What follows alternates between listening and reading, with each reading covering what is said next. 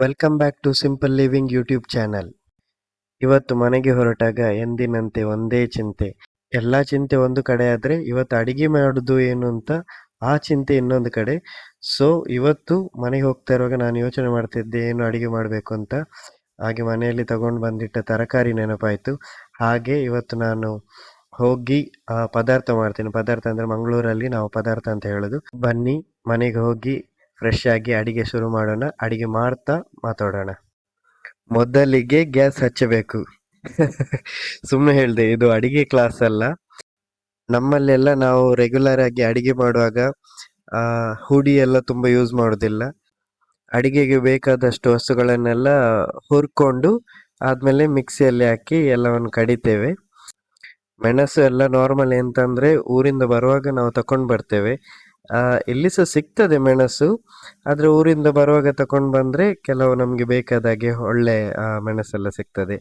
ಮತ್ತೆ ಈ ಇದೆಲ್ಲ ಊರಲ್ಲಿ ಇಲ್ಲೇ ಸಿಗುತ್ತೆ ನಮ್ಗೆ. ಕೊತ್ತಂಬರಿ ಆಗಿರ್ಲಿ, ಜೀರಿಗೆ ಎಲ್ಲ.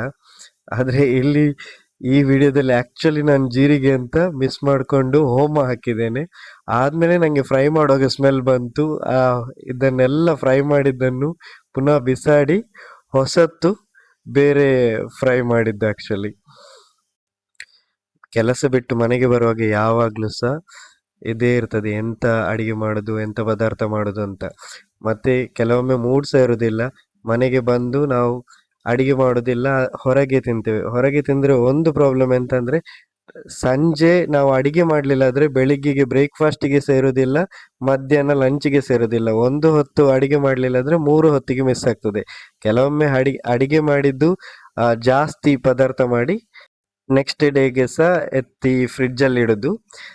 ಫ್ರಿಡ್ಜ್ ಅಲ್ಲಿ ಇಡುದು ಯಾಕಂದ್ರೆ ಅದರಲ್ಲಿ ಫ್ರೆಶ್ ಆಗಿರ್ತದೆ. ಮತ್ತೆ ಮೈಕ್ರೋವೇವ್ ಉಂಟಲ್ಲ, ಅದರಲ್ಲಿ ಬಿಸಿ ಮಾಡ್ಕೊಳ್ಬಹುದು. ಇಲ್ಲಾಂದ್ರೆ ಬಿಸಿ ಮಾಡ್ತಾ ಮಾಡ್ತಾ ಇಟ್ರೆ ಆ ಪದಾರ್ಥ ಒಂದು ಫ್ರೆಶ್ನೆಸ್ ಇರುದಿಲ್ಲ, ಬೇರೆ ಟೇಸ್ಟ್ ಇರ್ತದೆ. ನಮ್ಮ ಕಡೆ ನಾವು ಜಾಸ್ತಿ ತೆಂಗಿನಕಾಯಿ ಯೂಸ್ ಮಾಡ್ತೇವೆ. ತೆಂಗಿನಕಾಯಿ ಇಲ್ಲಿ ಇಡೀ ತೆಂಗಿನಕಾಯಿ ತಂದು ತುರಿಯುವುದೆಲ್ಲ ಇಲ್ಲ, ನಮ್ಗೆ ಪಾಕೆಟ್ ಅಲ್ಲಿ ಸಿಗ್ತದೆ.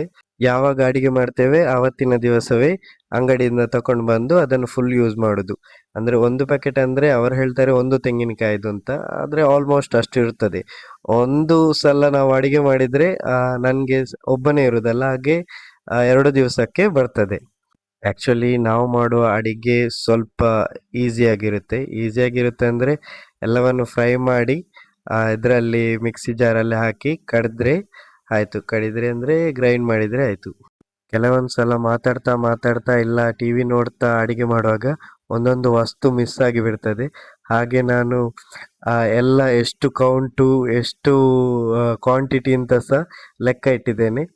ಈಗ ತರಕಾರಿ ಉಂಟು ಅಂತ ಹೇಳಿದೆ ಅಲ್ಲ, ತರಕಾರಿ ಅಂದ್ರೆ ತಗೊಂಡು ಬಂದ ನುಗ್ಗೆ ಮತ್ತೆ ಬದನೆ ಇತ್ತು. ಅದೆಲ್ಲ ಇಲ್ಲಿ ಫ್ರೆಶ್ ಆಗಿ ಸಿಗುತ್ತೆ. ನುಗ್ಗೆ ಎಲ್ಲ ಇಲ್ಲೇ ಆಗುತ್ತೆ ನಮ್ಮ ಕಾಂಪೌಂಡ್ ಅಲ್ಲಿ ಸಹ. ಮತ್ತೆ ಬದನೆ ಫ್ರೆಶ್ ಆಗಿ ಸಿಗುತ್ತೆ.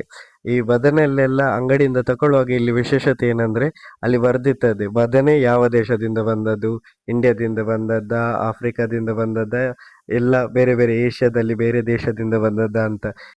ತರಕಾರಿ ಮತ್ತು ತೊಗರಿಬೇಳೆ ಹಾಕಿ ಬೇಯಲಿಕ್ಕೆ ಇಡೋದು. ಬೇಯಲಿಕ್ಕೆ ಇಟ್ಮೇಲೆ ಇದು ತರಕಾರಿ ಎಲ್ಲ ಬೆಂದಾದ್ಮೇಲೆ ನಾವು ಗ್ರೈಂಡ್ ಮಾಡಿದ್ದು ಮಸಾಲೆ ಎಲ್ಲ ಉಂಟಲ್ಲ ಅದನ್ನು ಇದ್ರೊಟ್ಟಿಗೆ ಹಾಕಿ ಬೇಯಿಸೋದು.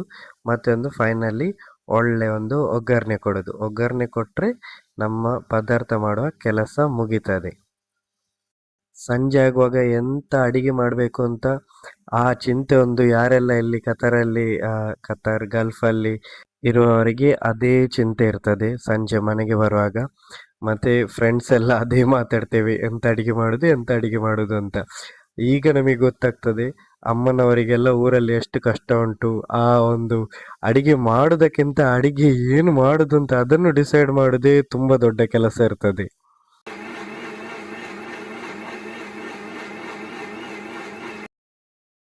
ತರಕಾರಿ ಎಲ್ಲ ಬೆಂದಾದ್ಮೇಲೆ ಆ ಕಡ್ದ ಮಸಾಲೆಯನ್ನು ಮಿಕ್ಸ್ ಮಾಡುದು. ಮಿಕ್ಸ್ ಮಾಡಿ ಸ್ವಲ್ಪ ಹೊತ್ತು ಬೇಯಲಿಕ್ಕೆ ಬಿಡುದು.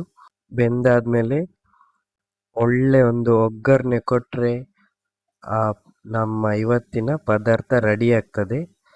ಈ ಒಗ್ಗರಣೆಯನ್ನು ಒಂದು ತೆಗೆದು ಆ ಪದಾರ್ಥಕ್ಕೆ ಹಾಕುವಾಗ ಒಂದು ಸೌಂಡ್ ಬರ್ತದಲ್ಲ,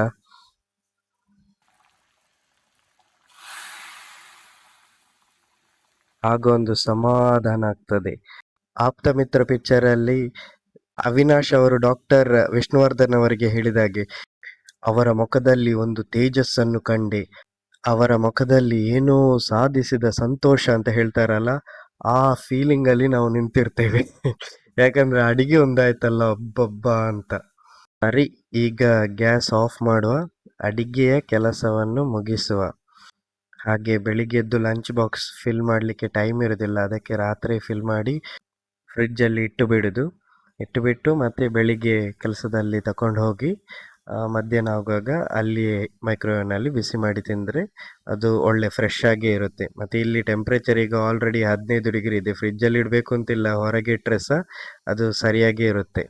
ಇದು ಈಗ ಬಿಸಿ ಇರುವಾಗಲೇ ಮುಚ್ಚಬಾರ್ದು, ಸ್ವಲ್ಪ ತಣ್ಣಗಾದ್ಮೇಲೆ ತೆಗೆದು ಫ್ರಿಡ್ಜಲ್ಲಿ ಇಡೋದು.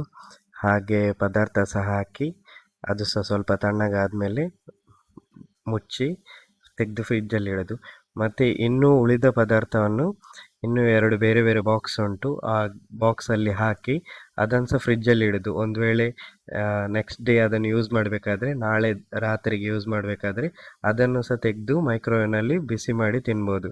ಇದು ಪಾತ್ರೆಯಲ್ಲಿ ಇಟ್ಟು ಗಡಿ ಗಡಿ ಬಿಸಿ ಮಾಡ್ತಾ ಇದ್ದರೆ ಅದರದ್ದು ಆ ಒಂದು ಟೇಸ್ಟ್ ಇಲ್ಲದಾಗೆ ಆಗ್ತದೆ, ಒಂಥರ ಜಾಸ್ತಿ ಬೆಂದಾಗೆ ಆಗ್ತದೆ, ಅದು ಒಳ್ಳೆಯದಾಗೋದಿಲ್ಲ. ಹಾಗೆ ಅದಕ್ಕೆ ಈ ಥರ ಮಾಡಿಟ್ರೆ ಫ್ರೆಶ್ ಆಗಿರುತ್ತೆ. ಹಾಗೆ ಇದನ್ನು ಫ್ರಿಡ್ಜಲ್ಲಿ ಇಟ್ಟು ನೆಕ್ಸ್ಟ್ ಡೇ ನಮ್ಗೆ ಯಾವಾಗ ಬೇಕು ಆಗ ತೆಗೆದು ಮೈಕ್ರೋವೇವ್ನಲ್ಲಿ ಬಿಸಿ ಮಾಡಿ ತಿನ್ಬೋದು. ಅದಕ್ಕೋಸ್ಕರ ಗ್ಲಾಸ್ ಬಾಕ್ಸ್ ತಗೊಂಡಿದ್ದೇನೆ. ಗ್ಲಾಸ್ ಬಾಕ್ಸ್ ಇದ್ದರೆ ಫ್ರಿಡ್ಜಲ್ಲಿ ಇಡಲಿಕ್ಕೆ ಸಹ ಈಸಿ, ತೆಗೆದು ಮೈಕ್ರೋವೇವ್ನಲ್ಲಿ ಬಿಸಿ ಮಾಡಲಿಕ್ಕೆ ಸಹ ತುಂಬ ಈಸಿಯಾಗಿರುತ್ತದೆ. ಸರಿ, ಈಗ ಬಾಕ್ಸ್ ಎಲ್ಲ ಹಾಕಿದ ಮೇಲೆ ಫ್ರೆಶ್ ಆಗಿ ಇಷ್ಟೆಲ್ಲ ಕೆಲಸ ಆದರೆ ಇನ್ನೂ ರಿಲ್ಯಾಕ್ಸ್ ಆಗಿ ನೆಮ್ಮದಿಯಿಂದ ಕೂತ್ಕೊಂಡು ಟಿ ವಿ ನೋಡ್ತಾ ಆರಾಮ್ಸೆ ಊಟ ಮಾಡ್ಬೋದು.